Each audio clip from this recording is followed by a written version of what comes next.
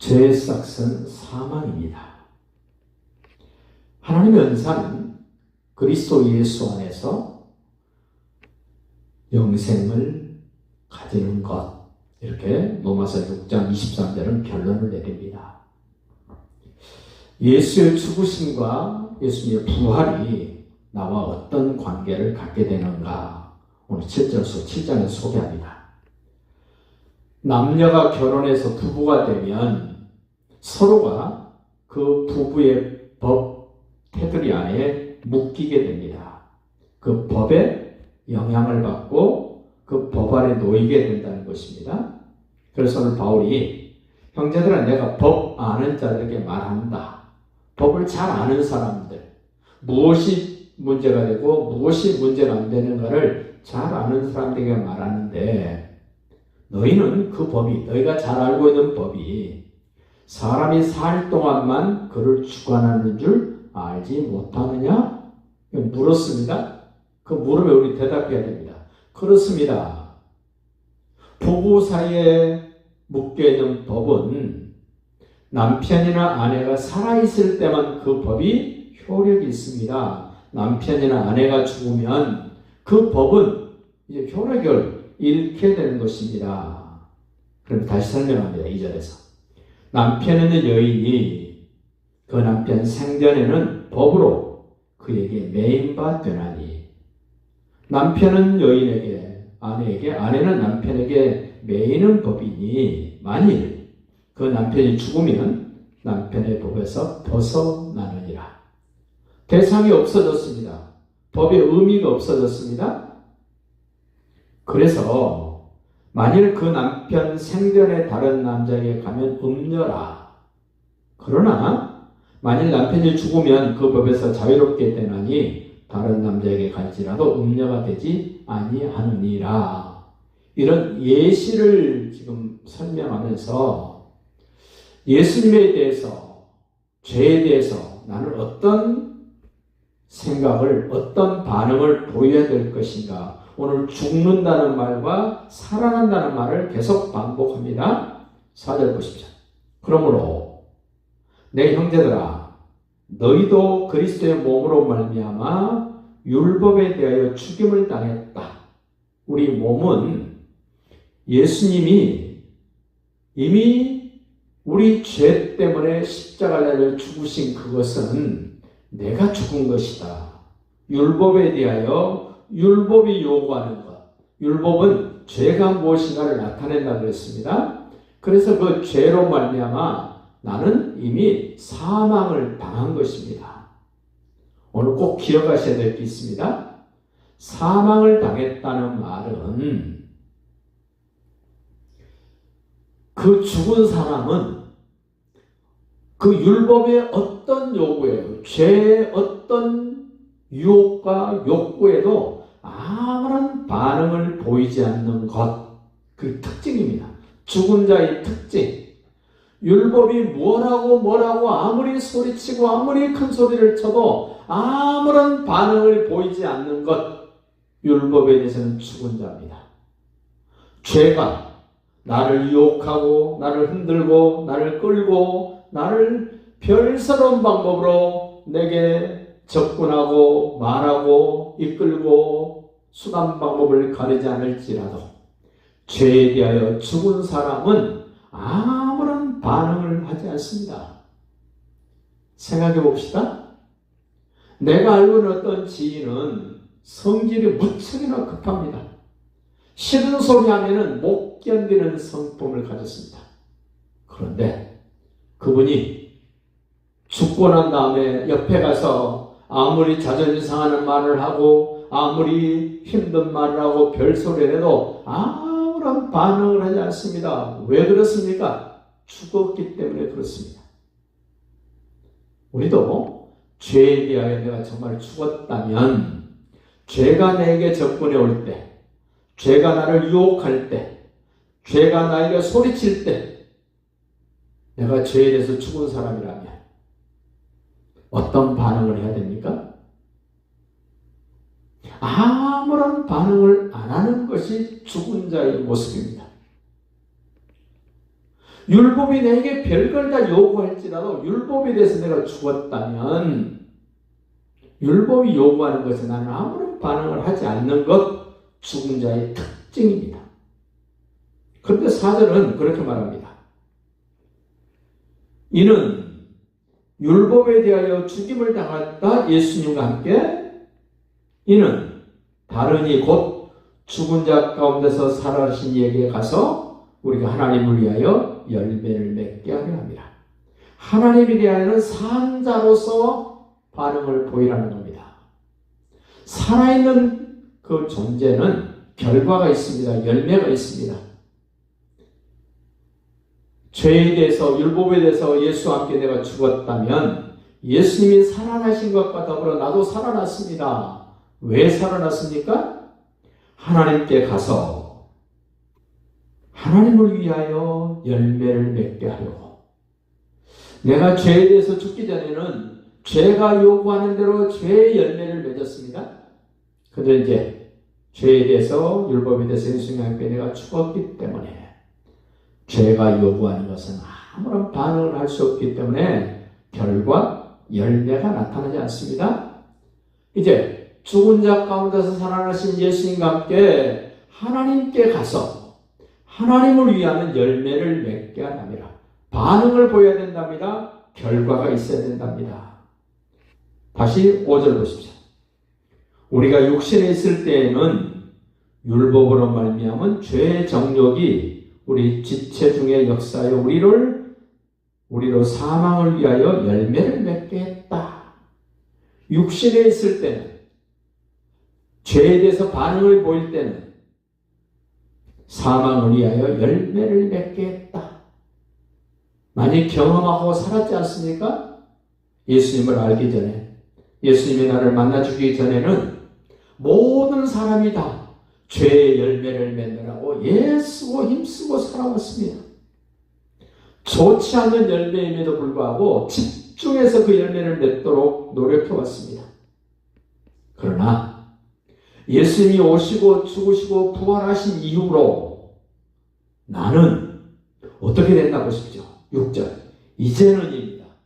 전에는 율법에 매여 있었습니다. 사망에 매여 있었습니다. 죄에 매여 있었습니다. 그러나 예수님이 오시고 나의 죄 때문에 죽으시고 나를 의롭다 하시고 부활하신 그 예수님으로 말미암아 이제는 우리가 얽매였던 것에 대하여 죽었다. 내가 얽매였던 것이 뭐였습니까? 죄에 얽매였습니다. 율법에 얽매였습니다. 사망에 얽매였습니다. 예수님 때문에 이제 나는 그 죄에 대해서 율법에 대해서 사망에 대해서는 아무런 반응을 할 수 없습니다. 결과가 나타나지 않습니다. 사망의 죄의 율법의 열매가 될 수 없습니다. 왜? 우리가 얽매였던 것에 대하여 죽었기 때문에. 꼭 기억하십시오. 죽은 자는 반응이 없습니다. 장례식장에 가서 아무리 불러보십시오. 무덤에 찾아가서 아무리 불러보십시오. 아무런 반응이 없습니다.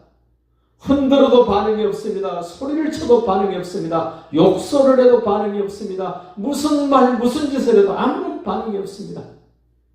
예수 안에서 죽으시고 부활한 우리는 죄에 대하여 그렇게 반응이 없는 모습이어야 됩니다. 옆에서 누가 성길 돋으면 바르륵 하는 거 죽은 거 아닙니다. 기분 나쁜 말하면 표정이 바뀌는 거 죽은 거 아닙니다.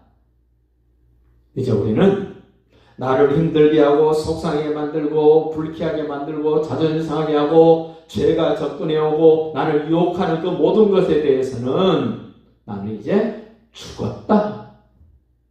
죽은 자의 반응이 뭐였습니까? 아무런 반응을 하지 않는 것, 아니 할 수 없는 것, 그 죽은 자의 특징 아닙니까? 그러면서 우리에게 말씀합니다. 그 율법에 매였다는 것이 무엇인가? 죄에 매였다는 것이 무엇인가? 사망에 매였다는 것이 무엇인가를 다시 소개합니다. 7절 보십시오. 그런즉 우리가 무슨 말을 하리요? 율법이 죄냐? 우리를 얽어매고 우리를 죽게 만드는 그 율법이 죄냐? 그럴 수 없답니다. 아닙니다. 율법은 죄가 아닙니다. 율법으로 말미암지 않고는 내가 죄를 알지 못하였으니 율법의 기능은 죄를 깨닫게 하는 것입니다. 죄가 얼마나 무시무시한가를 알게 하는 것이 율법의 기능입니다. 그걸 설명합니다.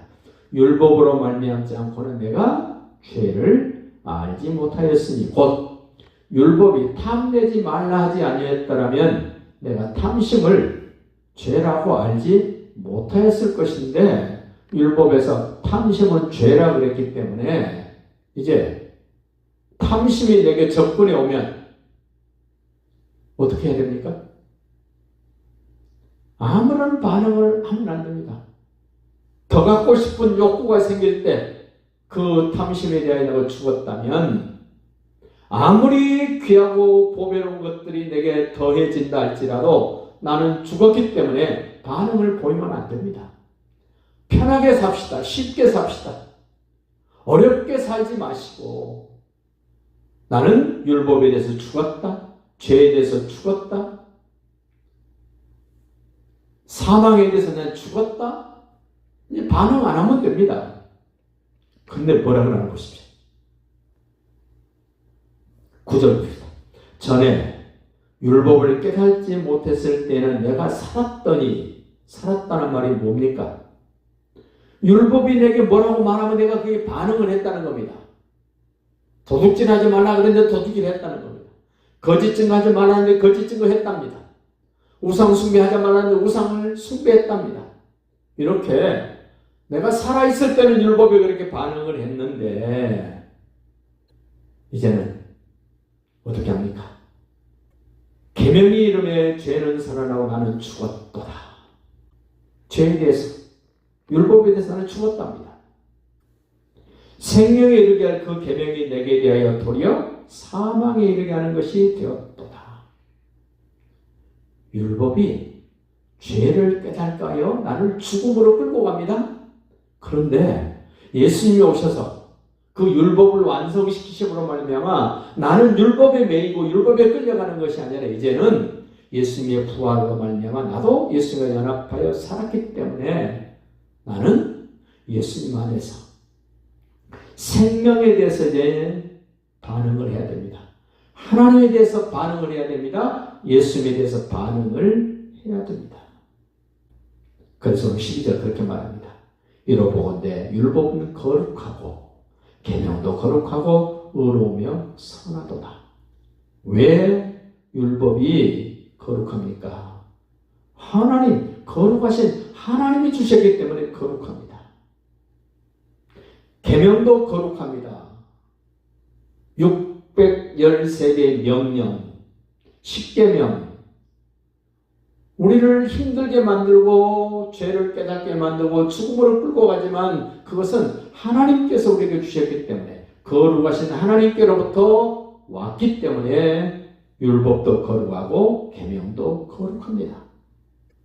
그 율법도 계명도 거룩하고 의로우며 선하도다. 율법이 아니었으면 우리는 예수님 안에서 죄 문제가 해결되지 않습니다. 내 죽음의 문제, 사망의 문제가 해결되지 않습니다. 그런 맥락에서 율법은 거룩하고 계명도 거룩하고 의롭고 선합니다. 다시 앞으로 가봅시다. 4절로 가보십시오. 곧 죽은 자 가운데서 살아나신 이에게 가서 우리가 하나님을 위하여 열매를 맺게 하려 함이라. 우리는 분명히 죽었습니다. 그리고 다시 살아났습니다. 어떻게 가능했습니까? 예수님과 함께 연합하고 세례를 받아서 나는 죽고 이제 예수님이 부활하실 때 나도 살아났습니다. 그래서 더 이상 율법에 대해서, 죄에 대해서, 사망에 대해서는 반응을 보이지 않아야 됩니다. 그리고 하나님을 위하여는 이제 우리가 산자가 되었기 때문에 하나님이 뭐라고 말씀하시면 반응을 보여야 됩니다. 하나님이 뭐라고 지시하시면 반응을 보여야 됩니다. 하나님 뭐라고 행동하시면 반응을 보여야 됩니다. 하나님 나에게 눈짓만 해도, 하나님 나에게 어떤 표정만 지어도, 하나님 나에게 숨결만 보여도 우리는 하나님을 향하여 살아있기 때문에 반응을 보여야 됩니다. 죽은 자는 반응이 없습니다. 그러나 살아있는 사람들은 반드시 반응을 보이는 것입니다. 다시 한번 정리합시다. 나는 예수님 만나기 전에는 죄의 싹은 사망이었습니다. 율법은 죄를 깨닫게 했습니다. 그래서 율법의 요구에 반응을 했고, 죄의 요구에 반응을 했고, 사망의 요구에 반응을 했습니다. 그러나 이제 예수님이 오셔서 나의 죄 때문에 죽으시고 율법을 완성시키기 위하여 죽으신 그 예수님, 사망 권세를 깨트려 오신 예수님과 내가 연합됨으로 말미암아 예수님이 죽을 때 나도 죽었기 때문에 율법에 대해서 이제는 아무런 반응을 보이지 않는 것 당연합니다. 죄가 나를 유혹할 때 반응을 보이지 않는 것 당연합니다. 사망이 내게 와서 속삭일 때 아무런 반응을 보이지 않는 것 당연합니다. 예수님이 죽은 역 가운데서 살아나셨습니다. 그 예수님과 연합된 나는 예수님이 하나님 아버지를 위하여 사신 것처럼 나도, 우리도 하나님을 위하여 살아있다면 반드시 하나님이 하시는 일에 반응이 있어야 됩니다. 말씀에 대한 반응, 사랑에 대한 반응, 하나님이 요구하신 회개에 대한 반응, 복음에 대한 반응, 반드시 반응을 보여야 됩니다. 그 반응이 사랑으로 표현되고, 아멘으로 표현되고, 순종으로 표현되고, 헌신으로, 충성으로 표현되어지는 이러한 반응, 살아있는 자다운 반응이 우리 가운데 분명할 수 있기를 예수님의 이름으로